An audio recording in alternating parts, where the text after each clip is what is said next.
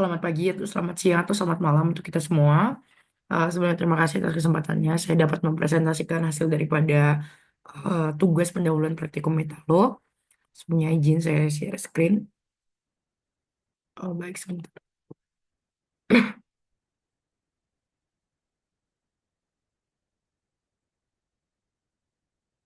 Oke, perkenalkan, nama saya Jenny Safrulinsi Orin dari Departemen Teknik Metalurgi dan Material, program reguler dengan NPM 236615743. Oke, sebelumnya saya mendapatkan soal nomor 3 Metalo dan nomor 5 HST. Nah, buat soal bagian Metalo, atau metalografi itu saya mendapatkan apa sih definisi dari uji pantulan, bagaimana prinsipnya dan cara menghitungnya. So, apa sih uji pantulan itu? Uji pantulan adalah suatu metode pengujian untuk mengukur kekerasan material berdasarkan seberapa besar sih pantulan atau rebound yang terjadi setelah suatu objek keras seperti hammer atau bola yang dipukulkan pada permukaan material.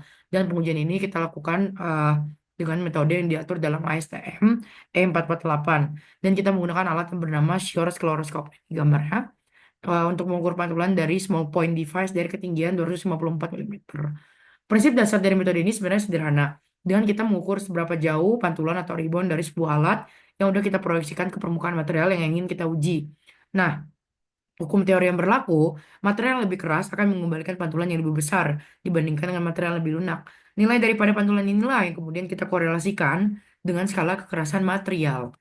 Nah, gimana sih cara ngitung kekerasan dengan metode uji pantulan? Nah, sebenarnya dari 1 sampai 2, 3, 4, 5 ini step-step untuk melakukan percobaannya aja. Tapi sebenarnya buat rumus perhitungannya secara spesifik, itu kita gunain rumus H sama dengan A dikali dalam kurung R dikurangi B. Oke, H adalah kekerasan, R adalah nilai pantulan. Kemudian A dan B adalah konstanta yang ditentukan oleh pabrikan dan jenis material yang kita uji. Nah, kemudian apa sih contoh daripada penggunaan metode uji pantulan? Nah, ini saya ambil dari sebuah jurnal, yaitu dengan judul jurnalnya Rebound Hammer Test, An Investigation into its Reliability and Application on Construct Structures. Oke, baik untuk ringkasan penelitiannya. Penelitian ini bertujuan untuk mengevaluasi keandalan metode uji pantulan dalam memperkirakan nih seberapa kuat beton ini. Nah, metode ini digunakan karena sifatnya non-destruktif. Artinya kita mengevaluasi kekuatan daripada struktur beton ini, tapi kita nggak ngerusak strukturnya gitu. Hasil dan temuannya, yang pertama penelitian menunjukkan bahwa uji pantulan dapat memberikan estimasi kuat terhadap tekan beton dengan tingkat keandalan yang bervariasi, namun tergantung nih pada kondisi spesifik uji beton yang kita lakukan. Kemudian hasil uji pantulan itu menunjukkan variabilitas yang signifikan dengan tingkat ketidakpastian mencapai kurang lebih 70%. Nah, hal yang penting untuk kita highlight adalah faktor-faktor seperti kelembapan beton, tekstur permukaan, dan jenis agregat memiliki dampak besar terhadap uji pantulan. Nah, sebenarnya mungkin kita bertanya-tanya kan, sebenarnya kenapa sih ada hasil daripada uji pantulan itu berbeda-beda? Nah, sebenarnya balik lagi kan ke jenis daripada material itu, unsur paduannya apa, grain size-nya kecil atau gede, terus faktor lingkungannya gimana, dan masih banyak faktor-faktor lainnya yang sebenarnya pada akhirnya mempengaruhi terhadap hasil daripada uji pantulan itu sendiri.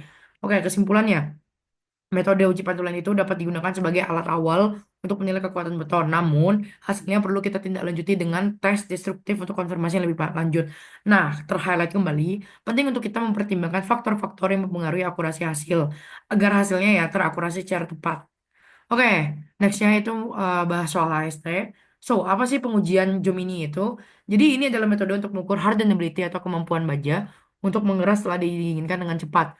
Pengujian ini dilakukan dengan memanaskan sebuah sampel baja sampai suhu austenisasi, lalu mendinginkannya dengan air pada satu ujungnya aja. Nah, ujung lainnya itu akan tetap panas. Setelah pendinginan, sampel diuji untuk mengetahui kedalaman zona pengerasan yang tercapai. Nah, buat skemanya ini ada di gambar sebelahnya. Oke, nextnya yaitu indeks hardenability. Nah, sebelum kita ngitung indeks hardenability, sebenarnya ada beberapa step yang bisa kita lakuin juga. Plot grafik hardenability-nya dari sumbu X, Y-nya, terus kita hitung kedalaman pengerasannya, baru kita masuk ke rumus hardenability index, di mana D50 sama dengan DT. D50 itu apa? D50 itu kedalaman pengerasan pada titik di mana kekerasan mencapai 50% dari kekerasan maksimumnya. Sebenarnya berbanding terbalik sama DT. DT itu kedalaman pengerasan pada titik di mana kekerasan itu udah nurun di bawah tingkat minimum yang kita inginkan. Klasifikasi hardenability ini sebenarnya last step, yaitu kalau kita udah bisa ngupload grafiknya dan lain-lain ya udah baja itu kan jadinya terklasifikasikan kan hardenability-nya seberapa. Oke, sebenarnya faktor-faktor apa sih yang mempengaruhi dan bagaimana dampaknya terhadap uh, hardenability baja itu sendiri? Yang pertama ada unsur paduan atau alloying elements. Terutama nih ada unsur-unsur yang penting banget buat kita ketahui. Yang pertama ada karbon. Jadi karbon itu kan unsur padan utama nih dalam suatu baja dan dalam kekerasan baja juga. Jadi sebenarnya hukum teorinya semakin tinggi kadar karbon dalam baja pasti akan semakin besar kemampuannya untuk mengeras. Namun bisa dibilang minusnya kalau kita kasih karbon itu terlalu tinggi dalam unsur suatu baja, maka baja tersebut pasti akan rapuh. Karena biasanya materialnya semakin keras pasti keuletannya nurun gitu. Terus ada krom, mangan, dan molybdenum. Unsur ini meningkatkan hardenability baja dan memperlambat transformasi arsenid menjadi ferrit pada suhu rendah. Nah, hal ini yang akhirnya mengakibatkan baja tetap berada dalam keadaan arsenid lebih lama dan dia lebih mudah mengeras saat kita dinginin. Terakhir ada nikel. Nikel meningkatkan ketahanan terhadap oksidasi dan korosi, serta memperbaiki kemampuan baja untuk mengeras pada suhu rendah. Kesimpulannya, bagaimana faktor unsur paduan ini terhadap hardenability baja? Baja dengan lebih banyak unsur paduan seperti mangan, krom, dan molybdenum akan memiliki hardenability yang lebih tinggi, yang berarti baja akan mengeras lebih dalam dan merata saat didinginkan dengan laju pendinginan yang tinggi. Oke, yang kedua yaitu ada ukuran butir atau grain size. Sebenarnya ini biasanya sangat kita ketahui bahwa ukuran butir atau kristal dalam baja berpengaruh terhadap hardenability. Jadi ukuran butir yang lebih kecil umumnya meningkatkan hardenability karena meningkatkan jumlah batas butir yang menghalangi pergerakan dislokasi dalam suatu material. Butir besar pada material seperti baja mengurangi hardenability karena mengurangi jumlah batas butir yang menghambat pergerakan dislokasi. Hal ini membuat material lebih sulit mengeras secara merata, memerlukan kecepatan pendinginan yang lebih tinggi, mencapai pengerasan maksimal. Hasil pada Gemini, baja dengan ukuran yang lebih kecil menunjukkan hardenability yang lebih baik, artinya dapat mengeras lebih dalam pada sisi yang diinginkan dengan cepat. Oke, dampak terhadap hardenability baja dalam faktor ukuran butir. Balik lagi, baja dengan ukuran butir yang lebih kecil memiliki hardenability yang lebih baik. Ukuran butir yang kecil meningkatkan ketahanan baja terhadap deformasi, memungkinkan pembentukan mikrostruktur keras seperti martensit lebih dalam pada bagian yang didinginkan.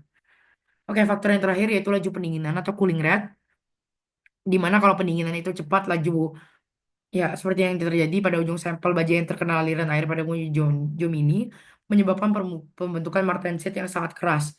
Sebaliknya nih, kalau pendinginannya lambat, pada bagian yang lebih jauh dari aliran air, pendinginannya lebih lambat memungkinkan pembentukan struktur seperti ferrit atau bainit yang lebih lunak. Dampak terhadap hardenability baja terhadap faktor laju pendinginan yang lebih cepat akan memperbesar kedalaman zona pengerasan dan meningkatkan kekerasan baja, karena memungkinkan pembentukan martensit di dalam kedalaman yang lebih besar pada baja. Oke, berikut dari referensi yang saya gunakan. Oh baik, atas perhatiannya saya ucapkan terima kasih. Mohon maaf atas kurang-kurangnya. Sekali lagi saya ucapkan terima kasih. Thank you.